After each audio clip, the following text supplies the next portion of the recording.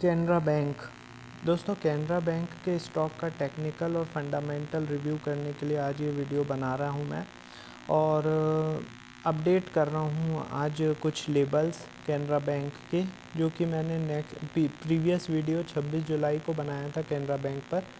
और सारे जो लेबल्स हैं वो काफ़ी एक्यूरेटली रिस्पेक्ट हुए हैं 26 जुलाई से लेके आज 4 अगस्त हो रहा है। कुछ लेबल्स अपडेट होने हैं जिनके बारे में हम लोग अभी चर्चा करेंगे, लेबल अपडेट करूँगा। उससे पहले आज का स्टॉक ऑफ द डे जो कि है ज़ोमैटो। दोस्तों 12% भागा हुआ है एग्जैक्ट हमारे लेबल्स से, और इसीलिए मैं बोलता हूँ वीडियो को पूरा वॉच कीजिए, क्योंकि जिन्होंने ज़ोमैटो के लेबल्स स्किप कर के देखे होंगे आप समझ सकते हैं उनके साथ क्या हाल हुआ होगा, क्योंकि लेबल्स बहुत ही इम्पॉर्टेंट प्रोवाइड हो रहे हैं दोस्तों हमारे चैनल पर। ठीक है, अब हम और दोस्तों इतने इम्पॉर्टेंट जो वीडियो बन रहे हैं इनके यदि नोटिफिकेशन आप लोगों के पास नहीं पहुंच रहे हैं, इसका मतलब ये हुआ कि अभी तक आपने चैनल को सब्सक्राइब नहीं किया हुआ है। तुरंत सब्सक्राइब कीजिए, बेल बटन दबाइए, और यदि आपका कोई शेयर है जिसके लेबल्स आप जानना चाहते हैं तो मुझे व्हाट्सअप कर दीजिए 8319709577 पर। आप मुझे कॉल भी कर सकते हैं इसी नंबर पर। चलिए, अब हम कैनरा बैंक पर आते हैं। तो कैनरा बैंक के सबसे पहले आप लोग लेबल्स नोट डाउन कर लीजिए, जो अपडेटेड लेबल्स हैं। देखिए, क्लोजिंग इसने 110 रुपये 50 पैसे पर करी है।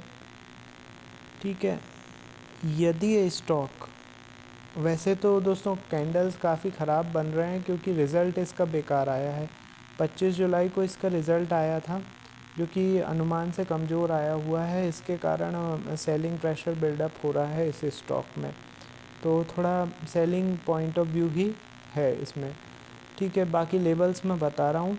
111 रुपये के ऊपर सस्टेन करता है ये, तो इसके जो लेबल्स होंगे नेक्स्ट ऊपर के लेबल्स होंगे 112, 113,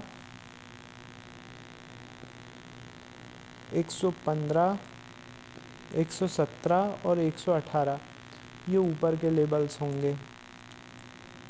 अब नीचे के लेबल्स यदि ये 110 रुपये के नीचे सस्टेन करता है, 110 रुपये के नीचे सस्टेन करता है, तो इसके नेक्स्ट लेबल होंगे 109, 107, 105 और 104। ये नीचे के लेबल्स होंगे, फ्रेश लेबल्स हैं बिल्कुल, और बहुत ही इंपॉर्टेंट लेबल्स हैं। इनको आप फेयरली नोट डाउन कर लीजिए। अब इन लेबल्स पे ट्रेड कैसे करना है वो मैं आपको बता देता हूँ। सबसे पहले तो जो भी ऐप है आपका, उस पर कैनरा बैंक का 5 मिनट का कैंडलस्टिक चार्ट आपको ड्रॉ करना है, और ये जितने भी लेबल्स अभी मैंने आपको बताए हैं इनको हॉरिजॉन्टल लाइन में ड्रॉ कर लेना है। अब जब भी कैनरा बैंक का स्टॉक हमारे किसी लेवल को क्रॉस करता हुआ ऊपर निकलता है और वहाँ पर 10 मिनट के लिए सस्टेन करता है, तो वहाँ पे से बाय कॉल जनरेट हो जाएगी, टारगेट होगा उसके ऊपर का अगला लेवल। इसी तरीके से यदि हमारे लेवल को क्रॉस करता हुआ नीचे की तरफ गिरता है और वहाँ पे 5-10 मिनट के लिए सस्टेन करता है, तो वहाँ पे शॉर्ट सेल की कॉल जनरेट हो जाएगी, टारगेट होगा उसके नीचे का अगला लेवल। इस तरीके से आपको दिन भर में काफ़ी सारे मूवमेंट मिल जाएंगे जिन ट्रेडिंग के लिए।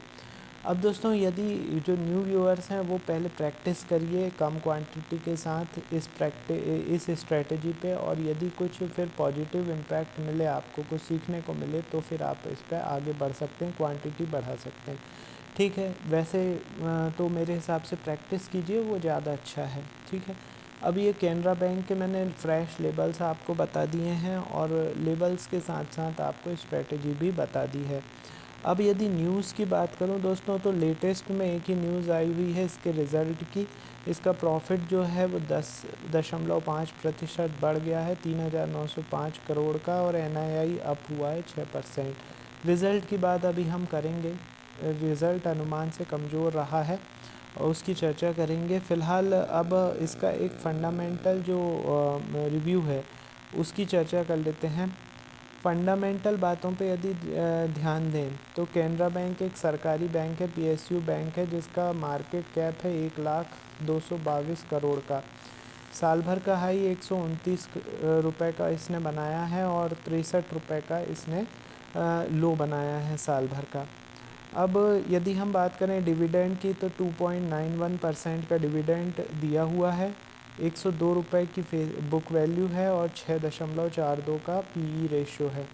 17.9% का रिटर्न ऑन इन्वेस्टमेंट है, 2 रुपये की इसकी फेस वैल्यू है। अब हम सीधे पहुंचते हैं इसके शेयर होल्डिंग पैटर्न पर। तो शेयर होल्डिंग पैटर्न दोस्तों यदि हम बात करें तो प्रमोटर्स की हिस्सेदारी 62.93% है इसकी जून में, और प्रमोटर्स के साथ साथ एफआईआई ने दोस्तों इसमें हिस्सेदारी 11.91% कर ली है, बढ़ा दी है। डीआईआई ने कम की हुई है अपनी पोजीशन, 11.19% कर ली है। डीआईआई ने अच्छी खासी कम की है इसमें पोजीशन। पब्लिक ने भी अपनी होल्डिंग बढ़ाई है, 13.94% हो गई है। तो मिले जुले निष्कर्ष निकल रहे हैं कैनरा बैंक के शेयर होल्डिंग पैटर्न से। एफआईआई ने बढ़ाई है, डीआईआई ने कम कर दी है पोजीशन। तो रिज़ल्ट की बात करें तो रिज़ल्ट बेकार आया हुआ है। जिस दिन रिज़ल्ट आया था उस दिन 112 रुपये का भाव चल रहा था, आज 110 रुपये का भाव चल रहा है। ट्रेंड पूरी तरीके से नेगेटिव ही है इसके। अभी जो कैंडल्स के जो डायरेक्शन है वो पूरी तरीके से नेगेटिव ट्रेंड की ओर इशारा कर रही हैं दोस्तों। लेकिन मेरे हिसाब से आपको लेबल्स के हिसाब से काम करना है। लेबल्स मैंने आपको बता दिए हैं, बहुत ही इम्पॉर्टेंट लेबल्स हैं दोस्तों। इसका निष्कर्ष आप प्रीवियस वीडियोस से निकाल सकते हैं। बहुत ही इम्पॉर्टेंट वीडियोस हैं और इम्पॉर्टेंट लेबल्स हैं। और जैसे कि अभी इससे पहले टाटा स्टील का मैंने वीडियो बनाया है, अभी कैनरा बैंक का बनाया है और इसके बाद 2 और वीडियो आज के डलेंगे। तो यदि आप लोगों के पास इतने इम्पॉर्टेंट वीडियोस के नोटिफिकेशन नहीं पहुंच रहे हैं, इसका मतलब ये हुआ कि अभी तक आपने चैनल को सब्सक्राइब नहीं किया हुआ है। तुरंत सब्सक्राइब करके बेल बटन आप दबा दीजिए जिससे नोटिफिकेशन आपको टाइमली मिल सके। और यदि आपका कोई शेयर है जिसके लेबल्स आप जानना चाहते हैं तो मुझे व्हाट्सअप कर दीजिए 8319709577 पर। इसी नंबर पर आप कॉल भी कर सकते हैं, ठीक है। यदि कैनरा बैंक की बात करें दोस्तों, तो कैनरा बैंक का जो रिज़ल्ट है वो ख़राब आया हुआ है। और इसमें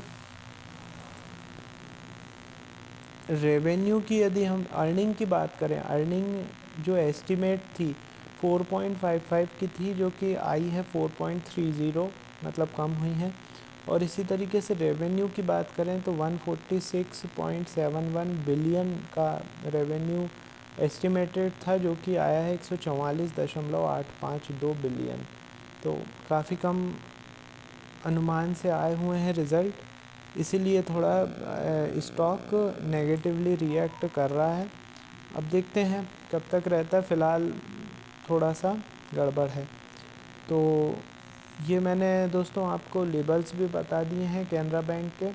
कैनरा बैंक का फंडामेंटल एनालिसिस भी कर दिया है और कैनरा बैंक के स्टॉक के लेबल्स पे आप किस तरीके से काम करेंगे वो स्ट्रेटजी भी आपको बता दी है। तो उस हिसाब से आपको काम करना है, ठीक है।